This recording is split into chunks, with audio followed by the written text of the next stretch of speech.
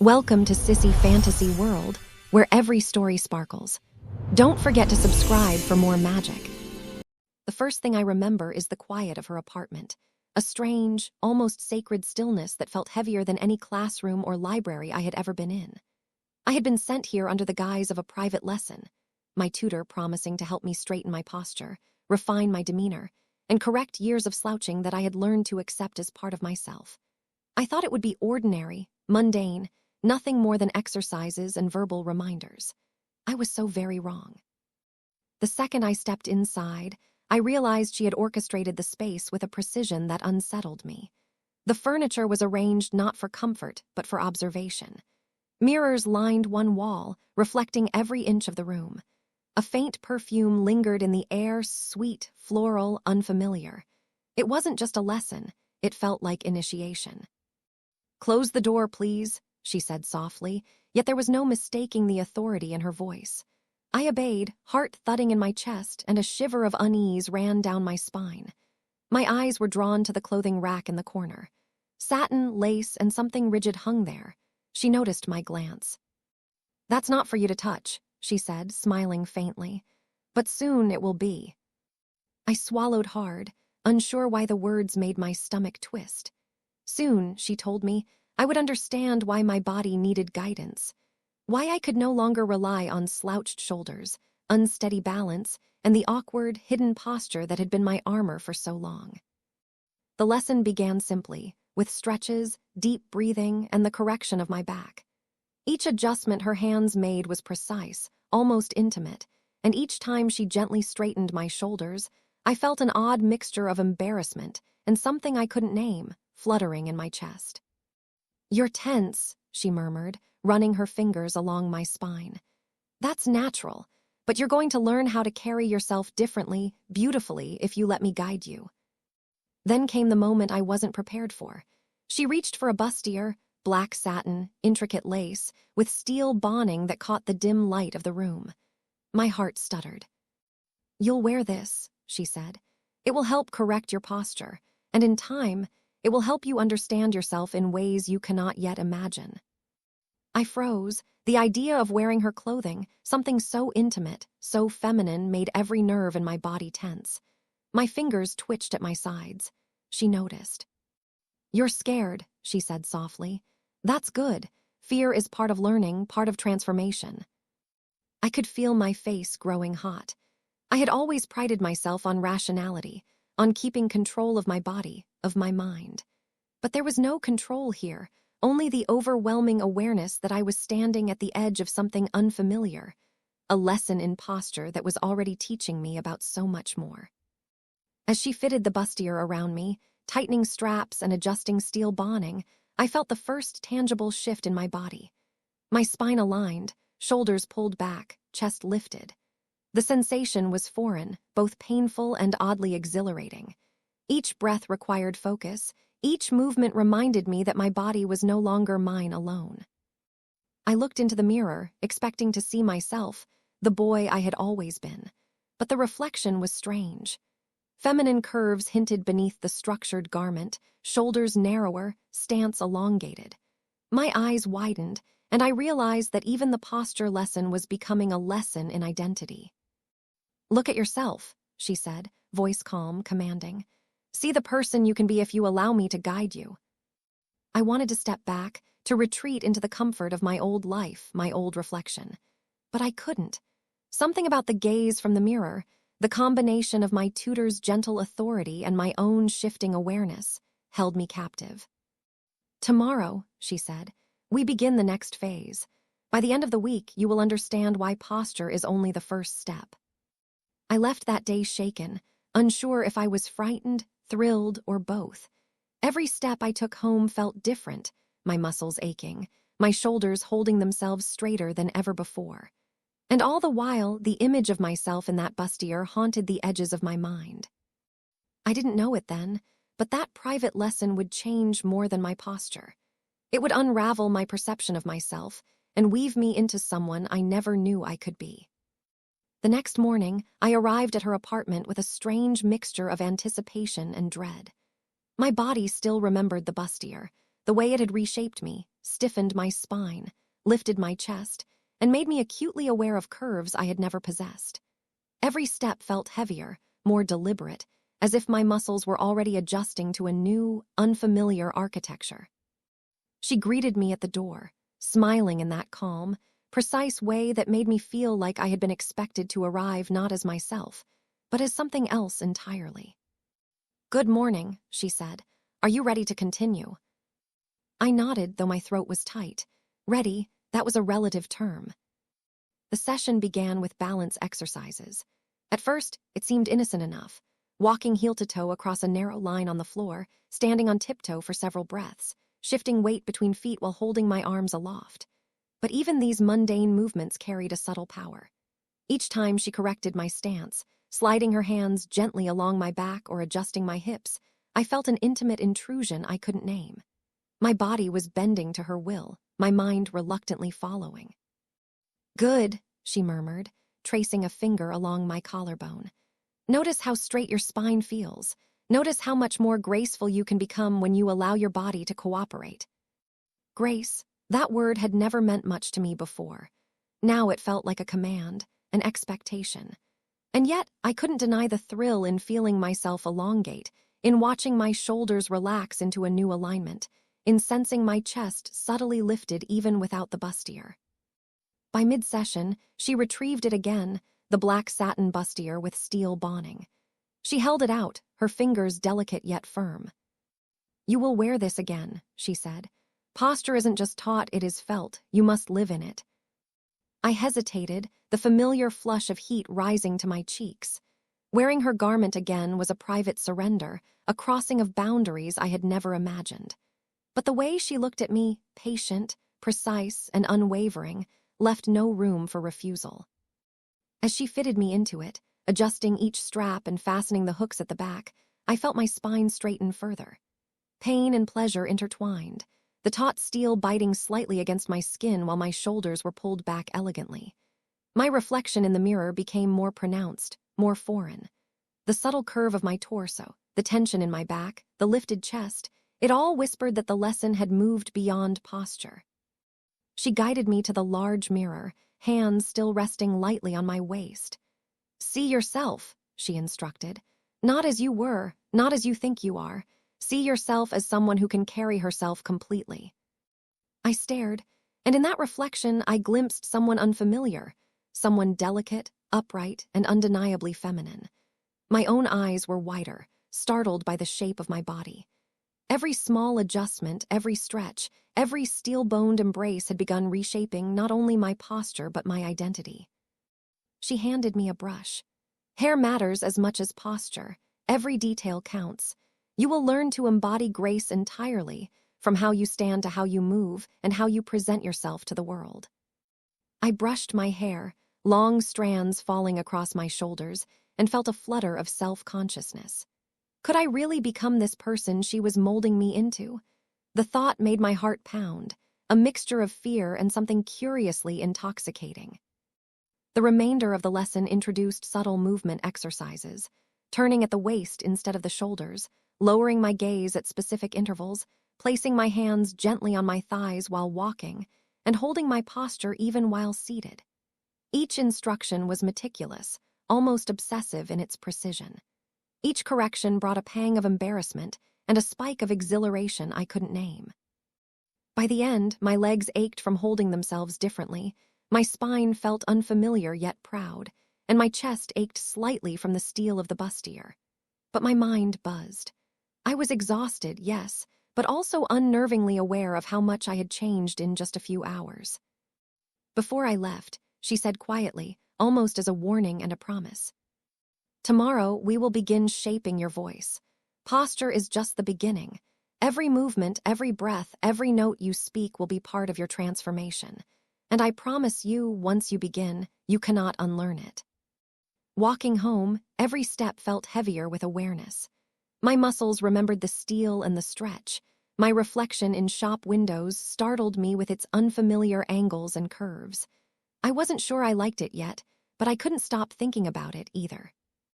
By the time I reached my apartment, I understood that this wasn't merely a lesson in posture.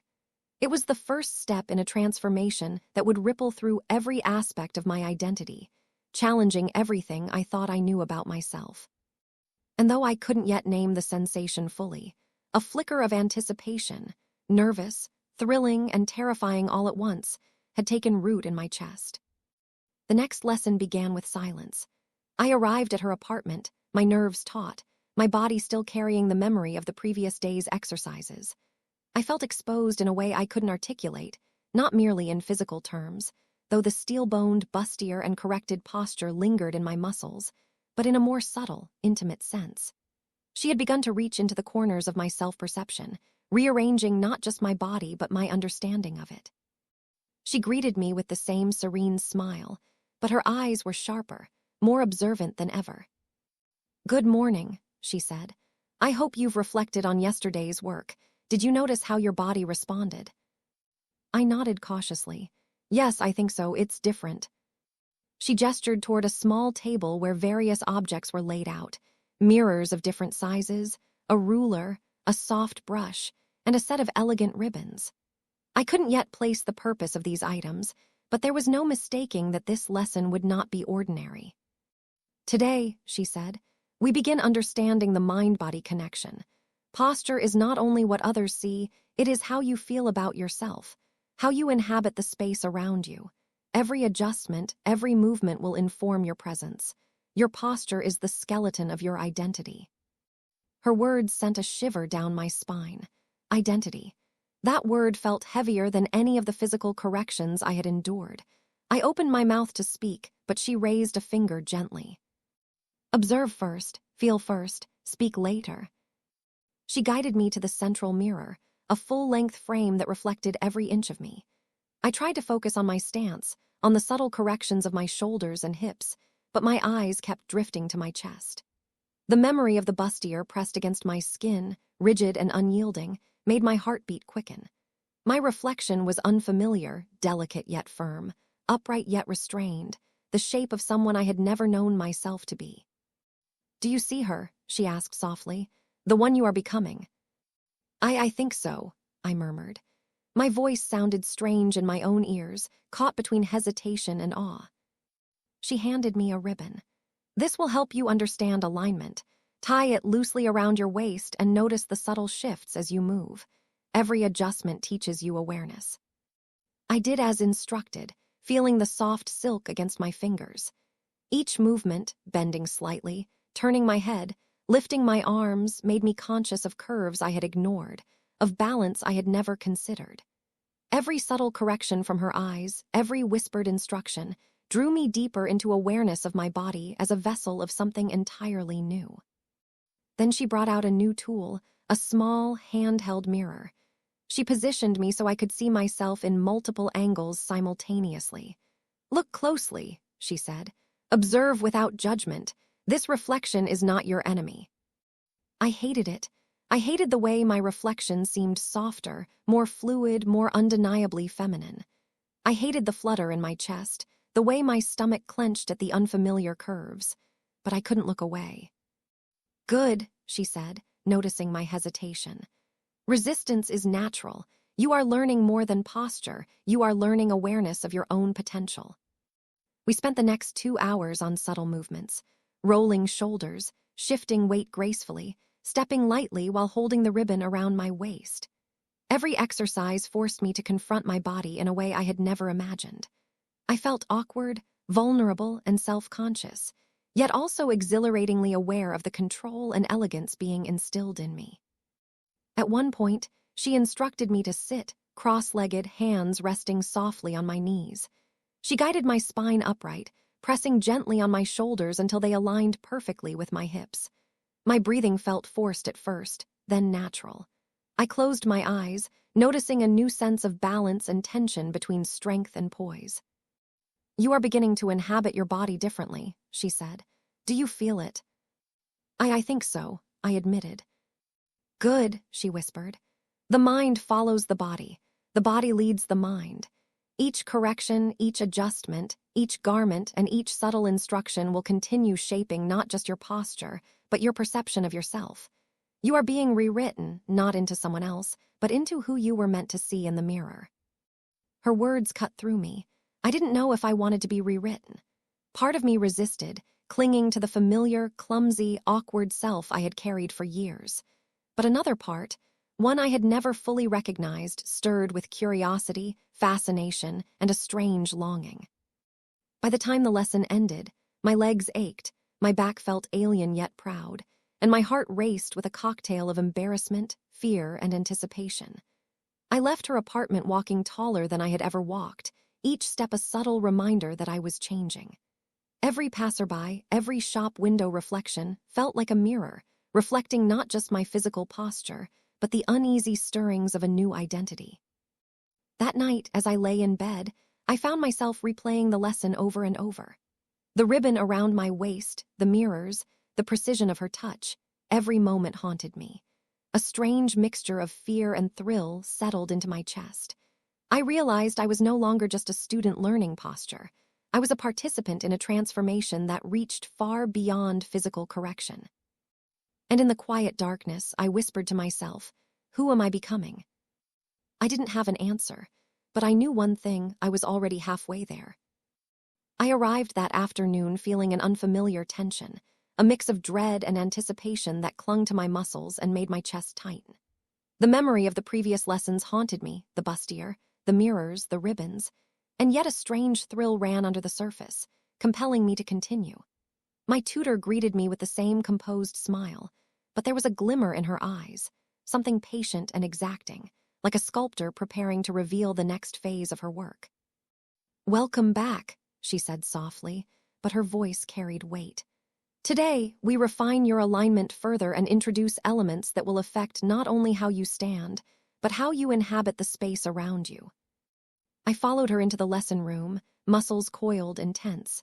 On the table lay several garments I hadn't seen before: a new bustier, slightly longer and more intricate than the last, delicate ribbons, and a pair of ballet slippers. My breath caught at the sight. Each piece seemed to hum with expectation, a physical promise that this was not merely about posture. She lifted the bustier gracefully, letting the light catch on its delicate lace and steel boning. "This one," she said, "will encourage further refinement. It will guide your shoulders, compress your torso subtly, and teach your body the lines it should follow." I swallowed hard, the familiar blush rising to my cheeks. My fingers itched to touch it, but I knew my place: to follow, to feel, to learn. She helped me into the bustier, adjusting every strap, tightening it with meticulous care. The steel pressed against my torso, lifting, aligning, constraining. Pain mingled with an odd exhilaration as my spine was drawn upright, my chest lifted, my shoulders held back perfectly. I could feel the shape of my body changing under her guidance, subtle curves taking new prominence. "Good," she murmured. "Notice how your stance feels. Each movement must now be deliberate. Each step is instruction." She moved me in front of the mirror. I barely recognized the reflection staring back at me. My shoulders were slimmer, my torso more elongated, my chest elevated. Every correction she had imposed on me had left a permanent mark on my posture, on the silhouette that now felt partially foreign. My own eyes widened at the sight. Then came the ribbons. She instructed me to tie them around my waist, over the bustier, in precise placement. They were decorative, yes, but functional. "These will remind you of your center," she said. "Every sway, every tilt, every subtle movement will be guided by this line. Posture is only the beginning. Control of your body is control of perception." As I practiced walking with the ribbons taut across my midsection, I felt myself shifting, not just physically, but mentally. The rhythm of my steps changed, my balance recalibrated, and with each motion, a quiet tension built in my chest. I felt both exposed and exhilarated, vulnerable yet aware of a new form of strength. She guided me further, introducing the ballet slippers. "Your feet, like your spine, must be trained. Every step should carry elegance, poise, and awareness. You will learn to inhabit these lines naturally." Walking across the room, toes pointed subtly, spine rigid yet fluid, I could feel my entire posture responding to the ensemble: the bustier, the ribbons, the shoes. My reflection showed a figure I had never imagined inhabiting my body. My breath caught at the subtle curves, at the elegance forced into every motion. "Now," she said, voice soft but firm, "we will work on presence. Posture and movement are visible, but presence is felt. You must project your alignment inward and outward simultaneously. Awareness of self, control of self, this is what will complete the lesson." She guided me through a series of movements, adjusting my arms, my hips, even the tilt of my chin. Each correction was gentle yet exacting, leaving me acutely aware of every inch of myself. I could feel subtle tensions release, muscles engaging in unfamiliar ways. My entire body was becoming a vessel of her instruction, a map of controlled femininity. By the end of the lesson, I was exhausted. Muscles I hadn't known existed ached, and yet there was a thrill I couldn't name. I looked in the mirror again, no longer entirely myself, yet not entirely her creation either. Somewhere between compliance and self-discovery, I saw a person evolving, caught between fear, fascination, and an unspoken curiosity about how far this transformation could go. As I left her apartment, walking carefully, each step deliberate, I realized the lessons were seeping into my consciousness. My posture had changed, yes, but so had my perception of myself. The lines and curves, the stiffness and fluidity were teaching me something deeper, a strange, unsettling, intoxicating awareness of identity in flux. That night I could not sleep. I replayed the lesson, every detail vivid. The feel of the bustier, the taut ribbons, the pressure of guidance along my spine, it was more than physical. It was a lesson in surrender and awareness, an introduction to an identity I had never allowed myself to explore. And in the quiet of my room, under the dim light, I whispered to my reflection, "Who am I becoming?" I did not have an answer, and yet I knew the journey was only beginning. I arrived at her apartment that morning with a sense of trepidation I couldn't quite name. My legs ached from yesterday's lesson, every muscle still humming with the memory of tension, elongation, and the steel-boned guidance of the bustier. And yet, beneath that ache, a quiet anticipation coiled in my chest, insistent, persistent, like a heartbeat I couldn't ignore. She greeted me at the door with the same calm, measured smile, but there was a glint in her eyes that told me today's lesson would push me further. "Welcome back," she said softly, yet each syllable carried an authority that left no room for hesitation. "You've done well to carry yourself as you have, but today we will explore nuance, the subtleties of presence, of embodiment. Posture is only the beginning." She led me into the lesson room, which already felt familiar and strange at the same time. The mirrors on the wall reflected the soft morning light, highlighting every curve, every angle of the room, and more importantly of me. On the table lay a new array of tools, a slightly longer, more intricate bustier, a set of slender gloves, and a pair of elegant, low-heeled shoes. My chest tightened at the sight. Each item whispered transformation, each promised a lesson deeper than the last. She handed me the bustier first. "This one is more structured," she said, tracing her fingers along the steel boning. "It will refine your torso, support your posture, and teach your body lines that you have yet to master." I hesitated, feeling the familiar flush of embarrassment rise to my cheeks. I was aware of every curve, every subtle shift of my body as I allowed her to fit me into the garment again. She adjusted straps meticulously, drawing my shoulders back, lifting my chest, and cinching my waist with a precision that left me breathless. "Now," she said, "we introduce presence. Posture alone is incomplete. The body communicates even when the mind is silent. You must inhabit yourself fully, each movement deliberate, each breath measured." She guided me to the mirrors, and I studied my reflection. My figure was undeniably altered by the bustier, elongated torso, lifted chest, shoulders perfectly aligned, yet something deeper had shifted. My eyes caught my own gaze, and for the first time I saw not just a student obeying instruction, but a body beginning to claim its own presence, an identity emerging in the subtle curves and disciplined posture. Next came the gloves. She instructed me to slip them on slowly, feeling the fabric hug my hands, the tips sliding perfectly along my fingers. "Small details," she explained, "are the framework of presence. Observe how they change the way you hold yourself. Elegance is in the minutiae."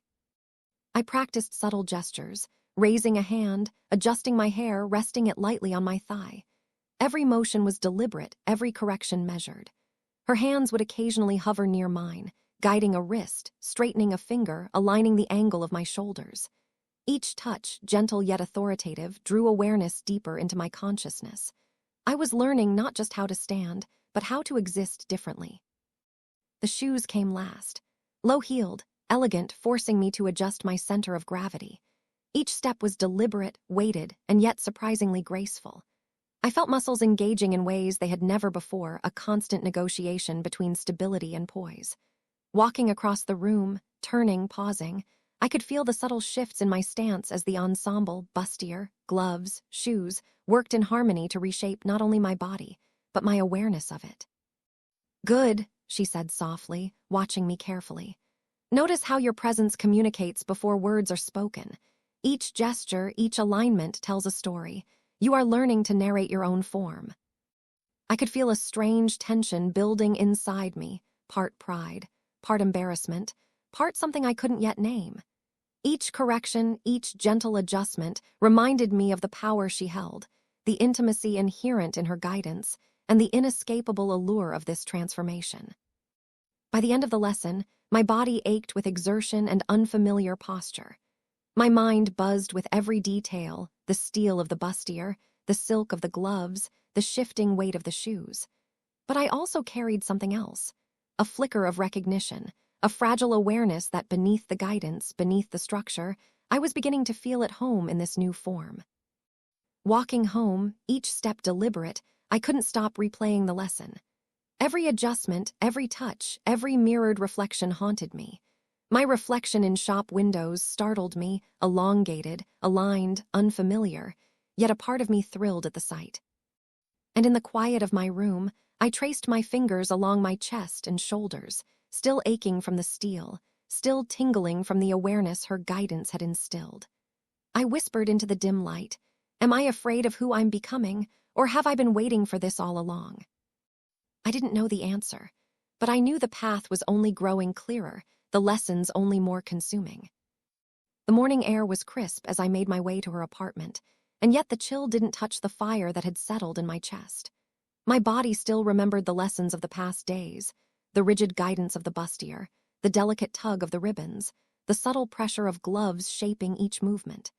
Each memory carried a mix of pain, exhilaration, and something I hadn't yet fully named. A curiosity that had taken root, entwining itself with fear and fascination. She greeted me at the door with her usual calm, serene smile. But there was a shift in the air, a tension that hinted today's session would push boundaries I hadn't yet crossed. "Today," she said softly, "we will focus not only on the body, but on how you carry yourself in the presence of others. Posture and presence are meaningless if they aren't projected. You must learn to inhabit your form even when observed." I felt my pulse quicken. Observed. The word sent a shiver through me. I had been training in the safe isolation of her apartment, under her precise guidance. But now, the lesson extended beyond these walls, into perception, into social awareness. She led me to the mirrors first. The reflections that greeted me had become familiar yet still disconcerting. My torso elongated under the bustier, shoulders aligned, chest lifted, movements deliberate. I studied my reflection carefully, noting the subtle changes in my posture and stance, the elegance forced into my limbs. "You see her," she said, voice soft but firm. "The person you can project to the world, but it isn't enough to see her. You must feel her, live in her, and carry her with confidence." Then came a new challenge. She handed me a small notebook, a diary of sorts, and instructed me to write a brief reflection on how my posture, presence, and awareness made me feel. "This is part of the lesson," she explained. "The mind must align with the body, just as the body has aligned with my guidance." I sat, pen trembling slightly in my hand, and began writing. Words stumbled awkwardly across the page. Tension, fear, excitement, vulnerability, exhilaration. Each sentence was a revelation, a glimpse into the uncharted landscape of my identity. I realized that the lessons had already seeped deep into my psyche, reshaping not only how I moved but how I perceived myself. After writing, she guided me to the next exercise, simulated social interaction. Using mirrors and soft lighting, she positioned me as if I were meeting someone for the first time. Every gesture was analyzed, every posture evaluated. She adjusted the tilt of my chin, the angle of my shoulders, the placement of my hands. Each correction reminded me how foreign yet thrilling it was to inhabit this new persona. "Confidence is posture projected," she said. "You can stand perfectly aligned, but if your presence is uncertain, the effect is lost. You must learn to carry yourself in a way that commands attention without a single word." Hours passed with meticulous instruction. Walking, pausing, gesturing, even the subtle shift of weight from one foot to another. Each moment was both exhausting and electrifying. My muscles ached, my mind spun with awareness, but the reflections in the mirror and the sense of inhabiting a new self were addictive. By mid-afternoon, she introduced a small, elegant scarf, instructing me to drape it around my shoulders and observe how the slightest movement could affect perception. I had never considered such nuances before: the sway of fabric, the way it caught light, the influence it had on posture and projection. Each adjustment she made subtly feminized my movements, teaching me control, awareness, and elegance simultaneously. At one point, she stopped and looked directly into my eyes. "Do you feel it? The transformation isn't only physical, it is mental, emotional. Every lesson, every correction, every garment is rewriting how you inhabit yourself, and this is only the beginning." Her words struck me deeply. I realized that beyond posture, beyond steel-boned guidance and ribbons, the lesson was teaching me to accept, and perhaps even embrace, a version of myself I had never imagined. Fear mingled with anticipation. Resistance mingled with curiosity. I was terrified, yet undeniably drawn to continue. When the session ended, I walked home slowly, deliberately, testing each step, each posture adjustment. Reflections in windows startled me at first: the curves, the lifted chest, the poised stance. But gradually, a strange recognition surfaced. A part of me, hesitant and nervous, began to understand that this transformation, guided by her lessons, was not entirely imposed. It was awakening something dormant inside me. That night, lying awake, I traced my fingers over my shoulders, chest, and spine, still aching from the intensity of the exercises. The mirrors, the garments, the ribbons, the very posture I had trained into muscle memory, all of it lingered. And with that lingering came a question that refused to leave my mind. Am I afraid of this transformation? Or am I afraid of what I might discover about myself if I resist it? I didn't have the answer, but I knew with an unshakable certainty that I couldn't turn back. Not now, not after all that had already begun. The morning of the 7th lesson arrived with a tension I hadn't anticipated. I was nervous in a way that had little to do with posture, bustiers, or mirrors. Today, for the first time, my tutor intended to introduce me to the outside world in a controlled but undeniably public way. She had promised subtle exposure, a small social exercise to test the presence I had been cultivating. But the thought of walking, moving, and being observed beyond her apartment walls made my chest tighten and my stomach churn. She greeted me with her usual calm smile, yet there was an undercurrent of anticipation in her gaze.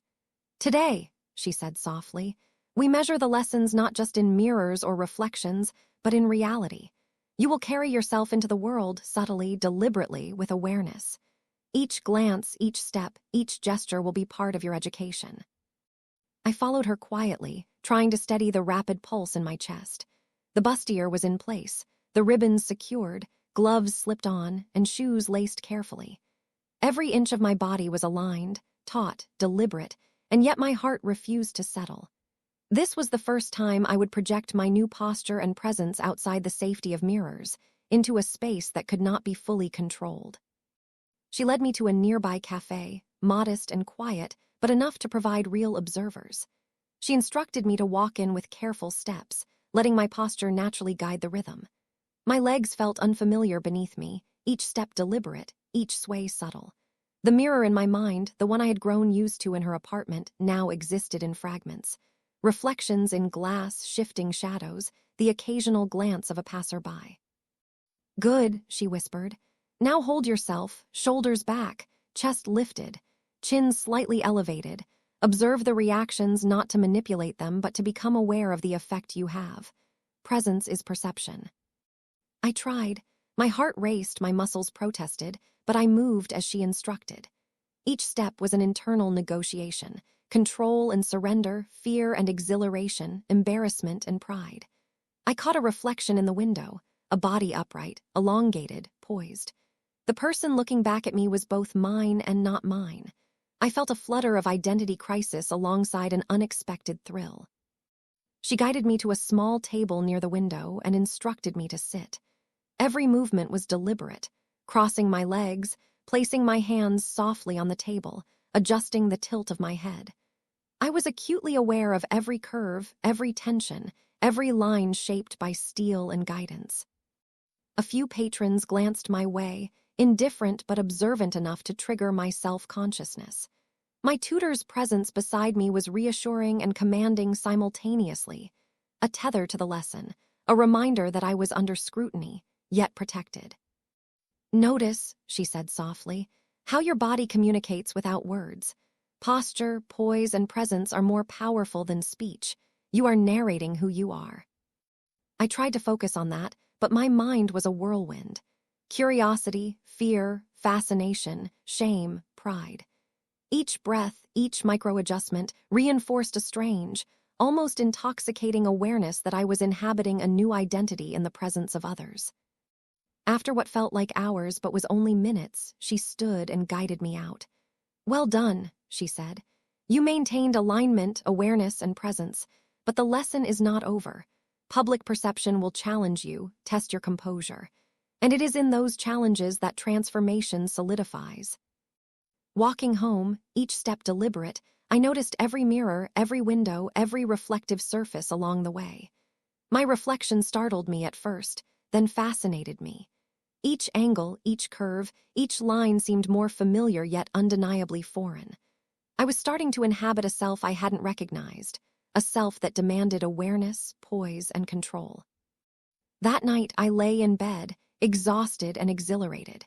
The ache in my muscles reminded me of the physical lessons, the corsets, the ribbons, and gloves. But the mental tension lingered longer, a quiet insistence that the lessons had penetrated deeper than posture alone. I whispered to my reflection in the dark. Am I becoming her, or am I finally seeing myself as I could be? The question remained unanswered, and yet I realized I no longer feared it. The following lesson began with an unexpected quiet. I entered her apartment, my body still carrying the memory of the previous social exercise, the awareness of others, the careful projection of posture and presence. But this morning, there was a tension in the air, subtle yet unmistakable, as if the apartment itself held its breath, waiting. "Today," she said softly, "we work on internalization. You have learned to align your body and project presence outward. Now we will focus on how your mind, emotions, and perception adjust to the physical changes you've undertaken." I shivered slightly. Internalization. That word carried weight I hadn't yet fully grasped. My muscles ached from the previous lessons, every step, every posture adjustment still fresh in memory. But it was the mental strain I felt most acutely, the tension between who I had been and who I was becoming. She led me to the mirrors again, but this time, smaller ones were placed at different angles, forcing me to view myself from perspectives I hadn't considered. The bustier, the ribbons, the gloves, all familiar tools were in place, but their effect now seemed amplified. My reflection was no longer just an image. It was a shifting, living representation of change. "Observe carefully," she instructed. "Notice the alignment, the curves, the gestures.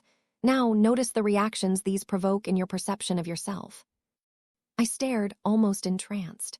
My shoulders were aligned, my spine elongated, chest lifted, every movement deliberate. Yet the face in the reflection, framed by the precise posture, seemed unfamiliar. The curves of my torso, the subtle sway of my hips, the poised angle of my chin, they all whispered a truth I had not yet dared to acknowledge. I was transforming, physically and psychologically, into someone my mind had never allowed itself to imagine. She brought out a new garment, a delicate satin sash, and instructed me to drape it around my waist over the bustier. The fabric was soft, almost weightless, yet it carried an authority I could feel immediately. "This," she said, "will teach you awareness of your center. Every movement, every sway, every subtle adjustment will now be guided by this line. You are learning to inhabit your form completely." I followed her instructions, moving across the room, turning, pausing, shifting weight from foot to foot. Every adjustment was deliberate. Every movement was observed. Every breath was measured. And as I practiced, I began to notice something unexpected, an alignment not only of body, but of mind. The tension I had felt between who I was and who I was becoming was beginning to shift, forming into a tentative, fragile acceptance. She guided me to sit and instructed me to hold the posture even while relaxed, to allow the body to internalize alignment without constant external adjustment. My back was taut, chest lifted, chin slightly elevated. I closed my eyes, focusing inward, feeling muscles stretch and relax simultaneously, aware of every curve, every line. The experience was exhausting yet hypnotic, a meditation in steel, silk, and self-awareness. Hours passed. Movements became subtler, awareness sharper. The mirrors reflected not only posture but intention, presence, and emerging identity. Each correction, each gentle touch from her hands, reminded me that this was not mere physical training.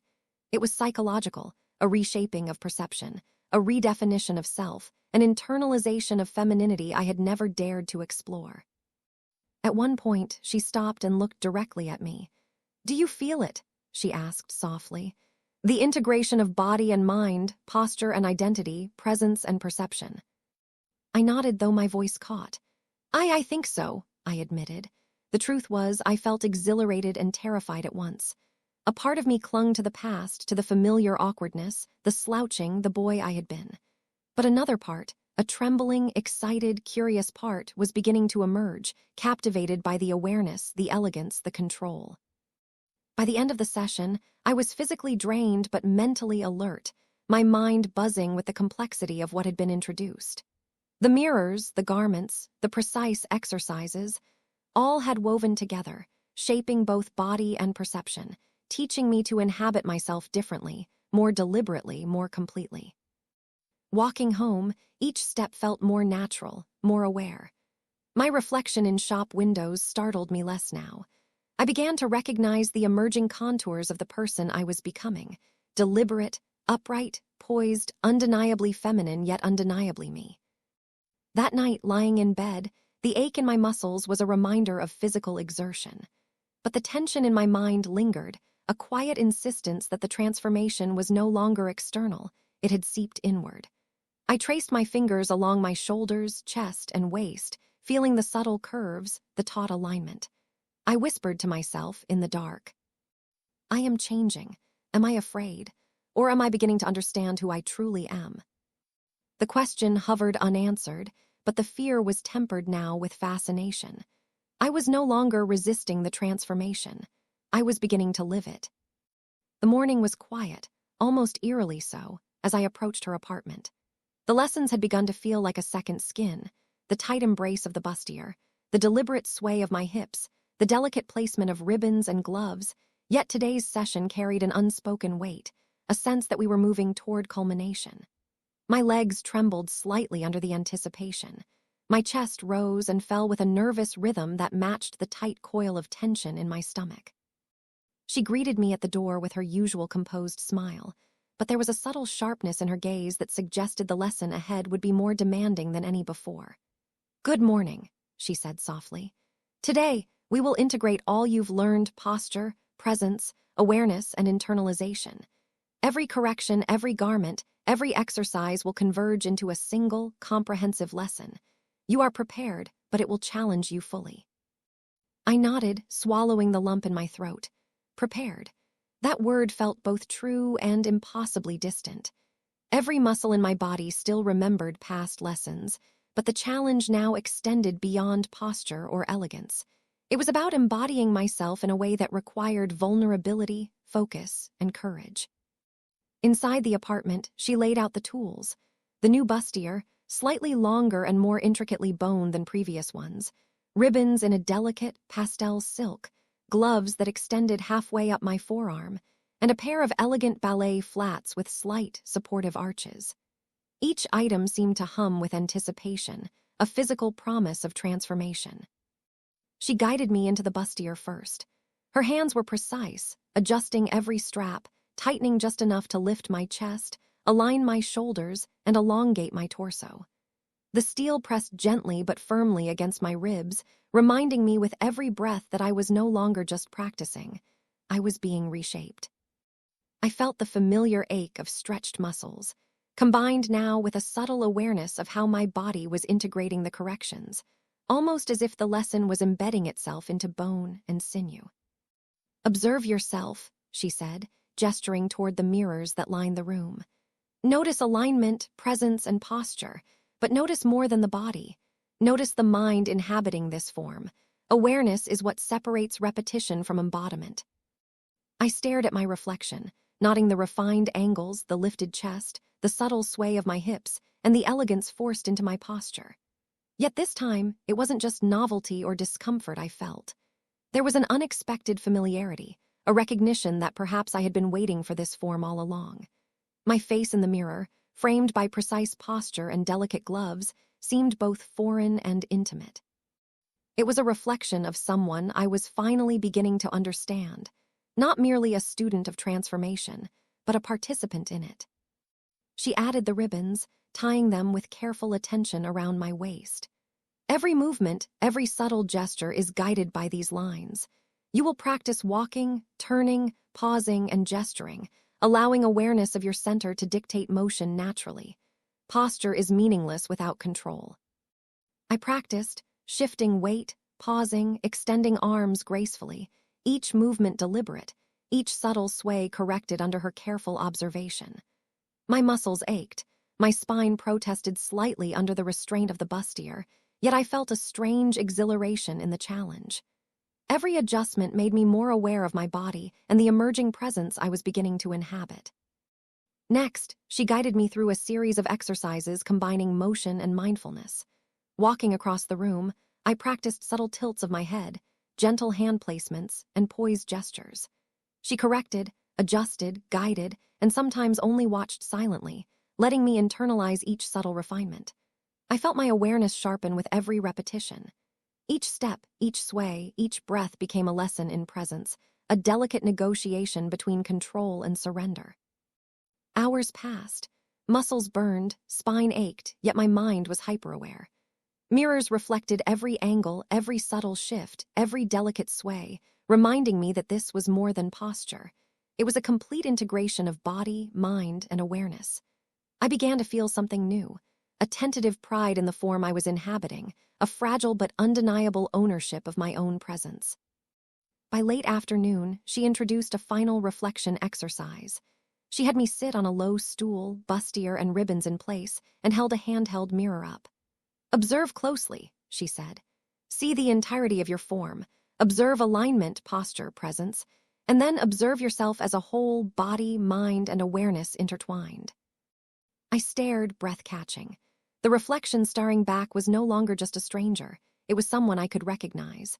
Someone graceful, poised, deliberate, undeniably feminine, undeniably myself. A quiet realization began to surface. The lessons had transformed not only my posture, but my perception of myself. My body had changed, yes, but more importantly, my understanding of who I could be had shifted. When the lesson ended, I walked home slowly, deliberately, testing each step.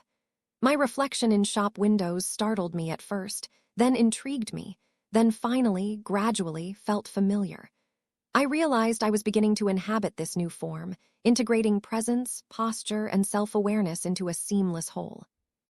That night, lying in bed, the ache in my muscles was a gentle reminder of the physical lessons, but the tension in my mind lingered with a softer edge. I traced my fingers over my shoulders, chest, and waist, acknowledging curves and angles, posture and alignment, control and presence. I whispered quietly to myself in the dim light. I am changing, I am becoming, and perhaps, finally, I am learning who I truly am. The morning light filtered softly through my window, and for the first time in weeks, I felt a calm beneath the usual tension.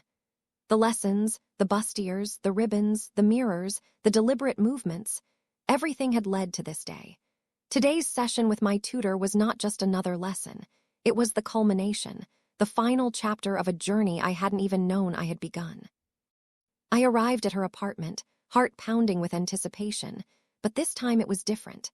There was no fear in my step, no trembling in my hands.